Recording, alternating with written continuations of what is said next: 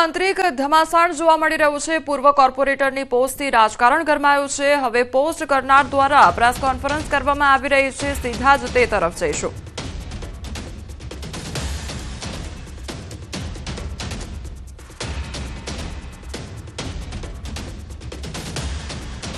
ભાઈ આપતા હતા તો હવે ત્યાં અમે જાય તો એ પરિસ્થિતિ થાય ને કે ભાઈ પેઢીની જેમ ચલાવવાની છે।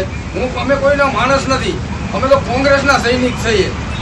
ત્યાં જે પદ્ધતિ ચાલે છે માણસો તરીકે ચાલે છે। અડધૂત કોણ કરે છે પ્રવીણભાઈ? ઇન્દ્રનીલભાઈ રાજ્યગુરુ અમને અડધૂત કરીને કાઢ્યા હતા ને બધાને 25 જણા ઉભા થઈને અમે નીકળી ગયા હતા જે અતુલભાઈ પ્રમુખ હતા ત્યારે। એટલે શું કહેવામાં શું આવ્યું કે ભાઈ હું ચલાવીશ, પ્રમુખ નહીં ચલાવે અને તમારે જવું હોય તો જાઓ। અને તે વખતે 1.5 વર્ષ પહેલા અમે ત્યાંથી નીકળી ગયા હતા। એ આપને પણ બધાને ખબર છે।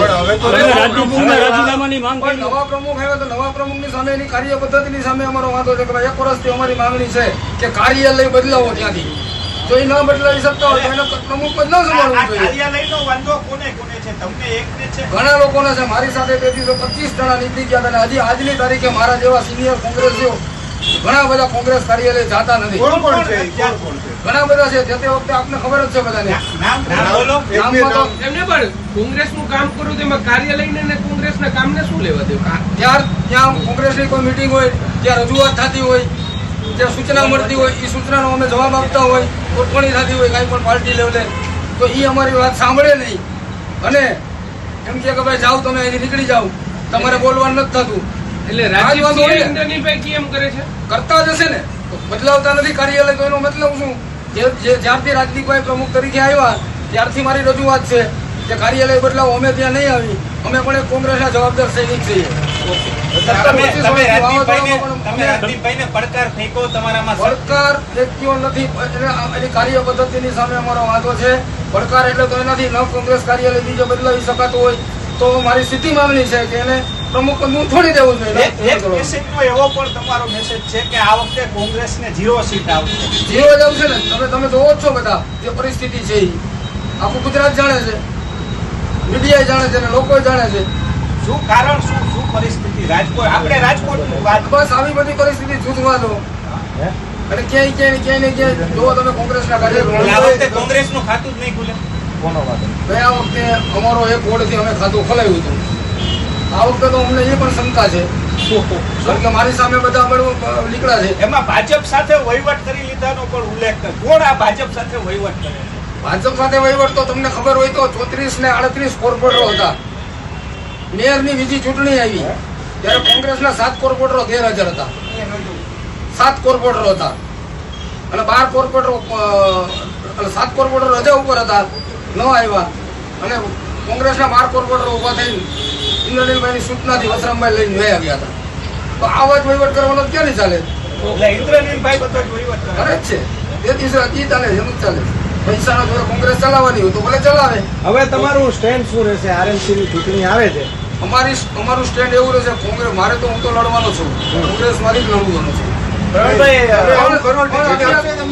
અત્યારથી મને એવું લાગે છે કે આ લોકો જે બધા એનું આખા બધા ગોઠવણવાળા છે મારી સામે ધોકા લઈને નીકળ્યા છે એટલે મને ટિકિટ આપવા દેવા નથી માંગતા। પ્રવીણભાઈ, અતુલ રાજાની જ્યારે પ્રમુખ હતા ત્યારે તમામ કોર્પોરેટરને એવું કીધું હતું પૈસા કાઢો તો આપણે કાર્યાલય માટેની જમીન ખરીદી કરીએ, તો કોઈ પૈસા નથી આપતું એવું પણ વાત સામે આવે।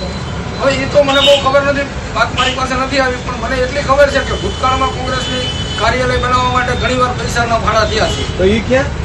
એ તો કોઈ દીધા નથી, લખાયેલા હોય। ખનખની આપ્યા નથી।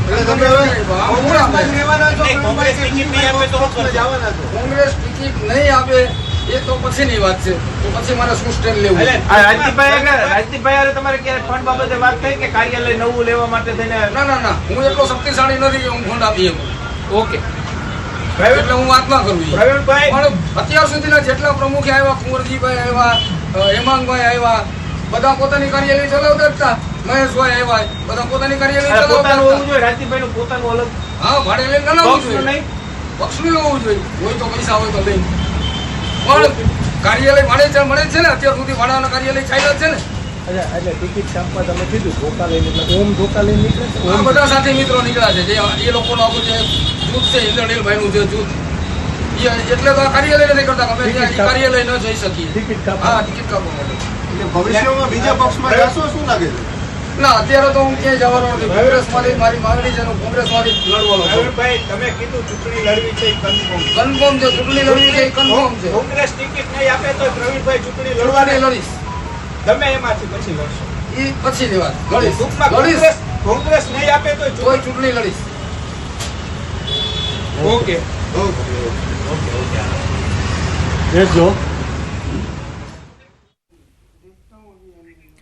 તો કોંગ્રેસમાં આંતરિક ઘમાસાણ સર્જાયું છે. પૂર્વ કોર્પોરેટરની પોસ્ટથી રાજકારણ ગરમાયું છે. પૂર્વ કોર્પોરેટર પ્રવીણ સુરાણીની સોશિયલ મીડિયા પોસ્ટ વાયરલ થઈ અને પોસ્ટમાં શહેર કોંગ્રેસ પ્રમુખ પર નિશાન સાધ્યું છે. મીટિંગમાં જૂના કોંગ્રેસીઓ આવવા તૈયાર નથી.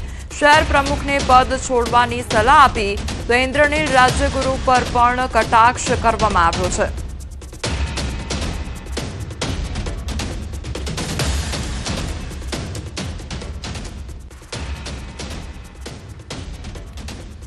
તો મીટિંગમાં જૂના કોંગ્રેસીઓ આવવા તૈયાર નથી તે પ્રકારની વાત પણ કરવામાં આવી છે. કોંગ્રેસમાં અંદરોઅંદર આંતરિક ડખો ચાલી રહ્યો હોય તે પ્રકારની પરિસ્થિતિ જોવા મળી રહી છે. પૂર્વ કોર્પોરેટરની પોસ્ટથી રાજકારણ ગરમાયું છે. પૂર્વ કોર્પોરેટર પ્રવીણ સોરાણીની સોશિયલ મીડિયા પોસ્ટ વાયરલ થઈ રહી છે. પોસ્ટમાં શહેર કોંગ્રેસ પ્રમુખ પર નિશાન સાધવામાં આવ્યું છે. મીટિંગમાં જૂના કોંગ્રેસીઓ આવવા તૈયાર નથી તો શહેર પ્રમુખને પદ છોડવાની સલાહ પણ આપવામાં આવી છે. રાજકોટ કોંગ્રેસમાં ફરી એક વખત જે જૂથવાદ છે તે ચરમસીમાએ જોવા મળી રહ્યો છે. આપ જે કાર્યાલય જોઈ રહ્યા છો, કાર્યાલયને લઈને વિવાદ સામે આવ્યો છે. પૂર્વ કોર્પોરેટર છે પ્રવીણ સોરાણી, તેમના દ્વારા જે છે આક્ષેપ કરવામાં આવ્યો છે કે આ જે કાર્યાલય છે તે જ કાર્યાલયને લઈને તેમને અનેક સવાલો ઉઠાવ્યા છે. ખાસ કરીને આ જે કાર્યાલય અનેક જૂના કાર્યકરો નથી આવતા, અનેક જૂના આગેવાનો છે તે ન આવતા હોવાનો આક્ષેપ કર્યો છે. એટલું જ નહીં, પૂર્વ ધારાસભ્ય ઇન્દ્રનીલ રાજ્યગુરુ સામે પણ તેમણે આક્ષેપ કર્યા છે કે તે કોંગ્રેસને પોતાની પેઢી સમજી રહ્યા છે. એટલે કે ક્યાંક ને ક્યાંક કોર્પોરેશનની ચૂંટણી પહેલા જે આ વિવાદ સામે આવી રહ્યો છે, ખાસ કરીને આ જે કાર્યાલય છે તે ઇન્દ્રનીલ રાજ્યગુરુની જે છે જમીન છે ત્યાં આ જગ્યાએ કાર્યાલય આવેલું છે અને એમના કારણે જે અત્યારે વિવાદ જે છે વકર્યો છે. ખાસ કરીને જે છે અગાઉ પણ કોંગ્રેસમાં જે આ રીતના વિવાદો સામે આવી ચૂક્યા છે. ઇન્દ્રનીલ રાજ્યગુરુ અને પ્રવીણ સોરાણી વચ્ચેનો જે અગાઉ પણ વિવાદ સામે આવી ચૂક્યા છે, ત્યારે હાલ જે રીતના વિવાદ કરતા કોંગ્રેસના કાર્યકરોમાં પણ ક્યાંક નારાજગી છે તો રાજકીય વર્તુળોમાં પણ ક્યાંક ચર્ચા જાગી છે. હાર્દિક જોશી, ન્યૂઝ 18 ગુજરાતી, રાજકોટ. અમદાવાદ શહેરમાં ફરી એકવાર આશારામના બોર્ડ ચર્ચાનું કારણ બન્યા છે અને બોપલ આંબલી રોડ પર આવેલી વિવાદિત જગ્યાએ સરકારી કબજો લીધા બાદ 14મી ફેબ્રુઆરીના રોજ આ બોર્ડ લગાવવામાં આવ્યા હતા. માતૃ પિતૃ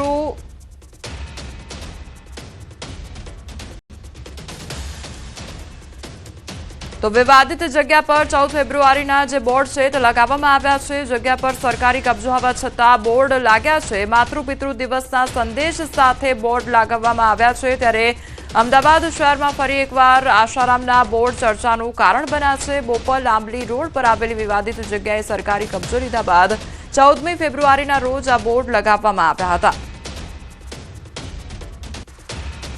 અમદાવાદના મોટેરા વિસ્તારમાં આવેલા આશારામ આશ્રમના 45,000 ચોરસ મીટરની જગ્યા છે તે સરકારી જમીન હોવાને કારણે હવે રાજ્ય સરકાર છે તે જમીન ખાલી કરાવશે અને તેની ઉપર કોમનવેલ્થ ગેમ્સને લઈને તૈયારીઓ છે.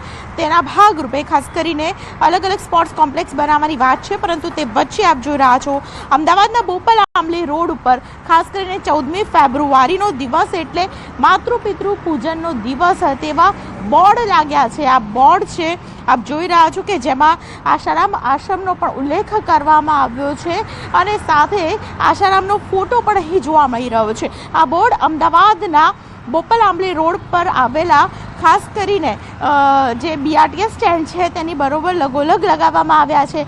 મહત્વની વાત છે કે જે પ્રકારે રાજ્ય સરકારે જમીન ખાલી કરાવવા માટે હાઈકોર્ટને કહ્યું હતું અને ત્યારબાદ હાઈકોર્ટે મંજૂરી આપી દીધી હતી, ત્યારબાદ ખાસ કરીને આ પ્રકારના બોર્ડ છે તે અમદાવાદ શહેરમાં લાગ્યા છે. કેમેરા પર્સન અમિત શર્મા સાથે દીપિકા